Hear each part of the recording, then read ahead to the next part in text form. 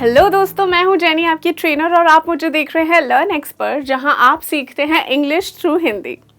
तो फ्रेंड्स, कैसे हैं आप लोग? आई एम श्योर सभी फिट एंड फाइन होंगे। दोस्तों, इंग्लिश में कुछ ऐसे फ्रेजेस होते हैं जो काफ़ी कॉमन होते हैं, है ना? लेकिन ये फ्रेजेस बहुत ही स्मार्ट और बहुत ही ज़्यादा यूज़फुल होते हैं, ठीक है? जिसे आप यूज़ करके ना बहुत ही फ्लुएंट लग सकते हैं। इसलिए मैं आपके लिए ऐसे 20 फ्रेजेस लेके आई हूँ जो बोलने में काफ़ी स्मार्ट लगेंगे और काफ़ी आप फ्लुएंसी से बोलेंगे। बस आपको करना क्या है, शुरू से लेकर अंत तक के बने रहना है मेरे साथ। तो चलिए शुरू करते हैं हम अपना लेसन बिना देर किए। सबसे पहला फ्रेज है take my word for it. Take my word for it. इसका क्या मतलब होता है? जब आपके पास कोई इन्फॉर्मेशन हो या आपको कोई बात पता हो जो बिल्कुल सच हो, तब आप कहते हैं ना कि मुझसे लिखवा के ले लो, ऐसा ही होगा। वैसे ही अपनी बात दूसरों के सामने स्ट्रांगली रखने के लिए आप इस फ्रेज़ का इस्तेमाल करते हैं। तो आज के बाद से आप हिंदी में मत बोलिएगा, इंग्लिश में बोलना शुरू करिएगा, ठीक है? ये वाले फ्रेज़ का इस्तेमाल कीजिएगा। एग्जाम्पल मैं देती हूँ, जैसे कि वह रिज़ाइन करने वाला है, मुझसे लिखवा के ले लो, ये खबर पक्की है। He is going to resign, take my word for it. अब ऐसे ही कोई बात होगी जो आपको लग रहा होगा यार ये तो पक्का होने वाला है ना, तब इस फ्रेज़ का डेफिनेटली आप इस्तेमाल कीजिएगा, ठीक है? चलिए बढ़ते हैं हम अपने अगले फ्रेज़ की तरफ, जो कि है I nearly died of embarrassment. I nearly died of embarrassment. यानी died of embarrassment का मतलब होता है मैं लगभग शर्म के मारे मर ही गई थी। अगर आपके साथ कभी कुछ ऐसा हुआ होगा जब आपको काफ़ी एम्बैरसमेंट हुई हो किसी काम को लेके या किसी चीज़ के सामने, तो आप ये फ्रेज़ का इस्तेमाल कर सकते हैं। जैसे मान लीजिए आप पार्टी में हैं और आपके हाथ से किसी के कपड़े पर समझ लीजिए ड्रिंक गिर गई या कुछ खाना गिर गया, तो जाहिर सी बात है ना, हमें बहुत शर्मिंदगी महसूस होगी, काफ़ी एम्बैरसमेंट होती है। तो ऐसे सिचुएशंस में आप इन फ्रेज़ का इस्तेमाल कर सकते हैं। मैं एग्जांपल दे रही हूँ कैसे। When I spilled wine on Sarah's dress, I nearly died of embarrassment. मतलब जैसे ही मेरे हाथ से उसके ड्रेस पर जो वाइन गिरने वाली थी, मतलब मैं तो बस ऑलमोस्ट मर ही गई थी, समझ लीजिए। दोस्तों, मेरे साथ ऐसा होता है जब कोई घर पे आता है ना, और मुझे जब ऐसे ग्लास का पानी की ग्लास लेके जाना होता है, कुछ खाना बहुत सारा रहता है ट्रे में लेके जाना होता है, जब जाती हूँ ना तब मुझे बहुत टेंशन होती है। आपको भी ऐसा कुछ होगा तो मेरे को बिल्कुल बताइएगा, मैं डेफिनेटली पढ़ूँगी, ठीक है? बढ़ते हैं हम तीसरे तरफ, जो कि है what have you been up to. What have you been up to. जब आप किसी से बहुत लंबे समय के बाद मिले और आप उनसे पूछना चाहते हैं कि इतने दिन से कहाँ हो भाई और क्या चल क्या रहा है ज़िंदगी में। होता है ना, हम अपने दोस्तों से पूछते हैं जो काफ़ी कहीं और काम कर रहे होते हैं और आप मिलते हो काफ़ी टाइम के बाद, तो आप कह सकते हैं what have you been up to, मतलब कहाँ हो, क्या चल रहा है। दोस्तों, अगला है कांट कंप्लेन। Can't complain. अगर कोई आपसे पूछे कि आपकी लाइफ कैसी चल रही है और अगर आपकी लाइफ में सब अच्छा चल रहा है, तो आप कह सकते हैं कांट कंप्लेन।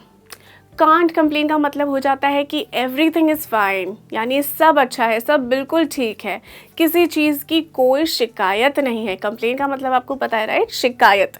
तो किसी चीज़ की कोई शिकायत नहीं है, ऑल गुड यार, कांट कंप्लेन मतलब सब अच्छा है यार, कुछ शिकायत करने के लिए है ही नहीं। चलिए देखते हैं हम अपना अगला फ्रेज क्या है। अगला है लकी यू। लकी यू मतलब अगर आपको किसी को कहना हो कि वाह यार क्या किस्मत है तुम्हारी, या फिर किस्मत वाले हो तुम कि तुम्हें जो पसंद था वही मिला, फिर चाहे वो ड्रीम यूनिवर्सिटी हो या फिर कोई जॉब हो या फिर लाइफ पार्टनर ही क्यों ना हो, है ना, तभी आप इसका इस्तेमाल कर सकते हैं। आप समझ लीजिए किसी को अपने पसंद का जॉब मिल गया है और वो काफ़ी खुश है, तो आप कह सकते हैं दैट्स ग्रेट यार, लकी यू। दैट्स ग्रेट यार, लकी यू मतलब कितनी अच्छी बात है यार, बड़े किस्मत वाले हो तुम। समझ में आया दोस्तों? चलिए बढ़ते हैं, हम देखते हैं कौन सा वाला अगला फ्रेज है। अगला है that's a good one. That's a good one या फिर दैट्स अ गुड जोक। अगर कोई बहुत अच्छा जोक सुनाए या तो कोई बहुत ही फ़नी बात करे, तो आप कह सकते हैं यार ये तो बहुत मज़ेदार था। आप कहते हैं ना हर बार, तो आप उससे रिप्लेस करके इंग्लिश में बोलेंगे दैट्स अ गुड वन यार, या फिर दैट्स अ गुड जोक। काफ़ी अच्छा लगता है और जैसे मैंने कहा था काफ़ी स्मार्ट लगता है बोलने में दोस्तों, इसलिए आप यूज़ करना शुरू कीजिएगा, ठीक है।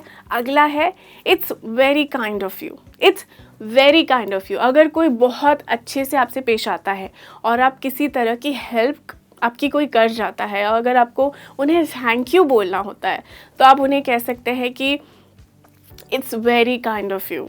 It's very kind of you, ठीक है दोस्तों। वैसे दोस्तों थैंक यू को अगर आपको और भी अलग अलग तरीक़ों में कहना है ना तो आप मेरा वीडियो डेफिनेटली चेक कीजिएगा इसके बाद, ठीक है। चलिए बढ़ते हैं हम अपने अगले फ्रेज़ की तरफ जो कि है don't take it to heart. Don't take it to heart जिसका मतलब है दिल पे मत लो। अगर आपको किसी को कहना है कि बुरा मत मानो या फिर दुखी मत हो या तो फिर इस बात को अपने दिल में मत ले लेना तो आप कह सकते हैं कि don't take it to heart. अगला फ्रेज़ है thank you in advance. Thank you in advance. दोस्तों मैं पर्सनली ये फ्रेज़ ईमेल में बहुत यूज़ करती हूँ। ये फॉर्मल फ्रेज़ में बहुत ही काम आता है। अगर आप किसी से कुछ फेवर ले रहे हैं या फिर आप ईमेल के एंड में लिखेंगे कि थैंक यू इन एडवांस, इसका मतलब है कि आपको उनसे मदद की उम्मीद है और चांसेस हैं कि वो आपको ना नहीं करेंगे। ट्राई करके देखिएगा, it will work for sure, ठीक है। जैसे मैंने आपको बताया ये फॉर्मल जगहों पे ज़्यादातर यूज़ होगा तो इसका उपयोग कीजिएगा। चलिए देखते हैं हम अपना अगला फ्रेज़ जो कि है बहुत ही सिंपल है लेकिन हम ज़्यादा इस्तेमाल नहीं करते हैं। No worries. नो वरीज़ जिसका मतलब होता है कोई बात नहीं, no worries. Hey be happy, no worries, just smile. मतलब खुश रहो यार, ज़्यादा टेंशन मत लो, बस स्माइल करते रहो, है ना। बहुत ही अच्छा लगता है दोस्तों इसको कहने में, तो डेफिनेटली इसका इस्तेमाल कीजिएगा, ठीक है। अगला है what's going on. What's going on यानी क्या चल रहा है। अगर आपको किसी को पूछना है कि क्या चल रहा है या फिर क्या हाल चाल है तो आप कह सकते हैं व्हाट्स गोइंग ऑन। मान लीजिए आप अपने दोस्त को बोलना चाहते हैं कि हे रिया व्हाट्स गोइंग ऑन, यानी कि आप पूछ रहे हैं कि क्या हाल चाल है। तो सिंपल तरीके से बोलने से अच्छा है तो इसका इस्तेमाल करना, है ना दोस्तों। चलिए बढ़ते हैं हम अपने अगले फ्रेज़ की तरफ जो कि है did I get you right. Did I get you right. अगर आपको लग रहा है कि आपको सामने वाले की बात ढंग से समझ में नहीं आई है या फिर आपको कोई डाउट है और आप उनसे पूछना चाहते हैं तो ये फ्रेज़ का इस्तेमाल कर सकते हैं। ये काफ़ी पोलाइट तरीका है किसी से दोबारा कुछ पूछने का। दोस्तों कई बार हमारे साथ ऐसा होता है कि हम कुछ सुन नहीं पाते या तो फिर हम सिर्फ कंफर्म करना चाहते हैं कि हमने सही सुना है या नहीं, है ना। तो आप ऐसे बोल सकते हैं, for example did I get you right, और फिर एक्सप्लेन कर सकते हैं जो भी आपका डाउट हो, ठीक है। Like did I get you right, बहुत ही अच्छा लगता है, यूज़ कीजिएगा, ठीक है। चलिए बढ़ते हैं हम अपने अगले फ्रेज़ की तरफ जो कि है thank you anyway. Thank you anyway. अगर कोई आपकी मदद करने की कोशिश कर रहा था लेकिन किसी वजह से वो मदद आपके काम में नहीं आई तो आप उन्हें फिर भी थैंक यू बोल सकते हैं और कह सकते हैं कि मदद की कोशिश करने के लिए शुक्रिया। Thank you anyway. I didn't catch the last word. I didn't catch the last word. मान लीजिए आप मीटिंग में हैं और आपने कोई पॉइंट मिस कर दिया तो आप ये फ्रेज़ का इस्तेमाल कर सकते हैं ये कहने के लिए कि आपने लास्ट में क्या कहा था या फिर मुझे ढंग से समझ में नहीं आया। I didn't catch the last word. For example sorry I didn't catch the last word, could you please repeat. मतलब सॉरी जो आपने लास्ट में कहा वो मैंने नहीं सुना, क्या आप रिपीट कर देंगे। चलिए नेक्स्ट देखते हैं कौन सा है। नेक्स्ट है sorry I wasn't listening.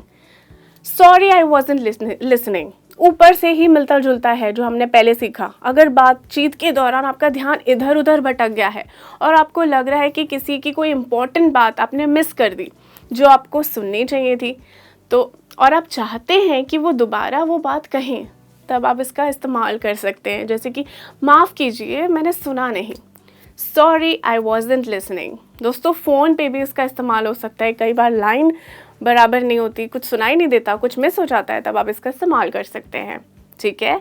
Next phrase है हाउ डू यू नो।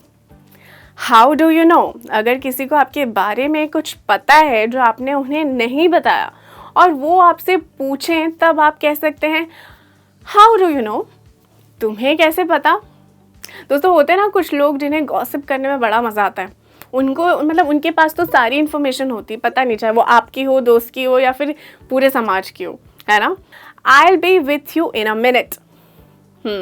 अगर आप पार्टी में से या मीटिंग में से थोड़ी देर के लिए जाना चाहते हैं, क्योंकि कोई भी रीज़न हो सकता है, अरे वॉशरूम ही जाना क्यों ना हो, या तो फिर इम्पॉर्टेंट कॉल आ गया है तो आपको जाना है, तो आप कहेंगे, आप कहते हैं ना कि मैं 2 मिनट में आया, तो कैसे कहेंगे? I will be with you in a minute. I will be with you in a minute. बहुत ही सिंपल है और बहुत ही अच्छा लगता है।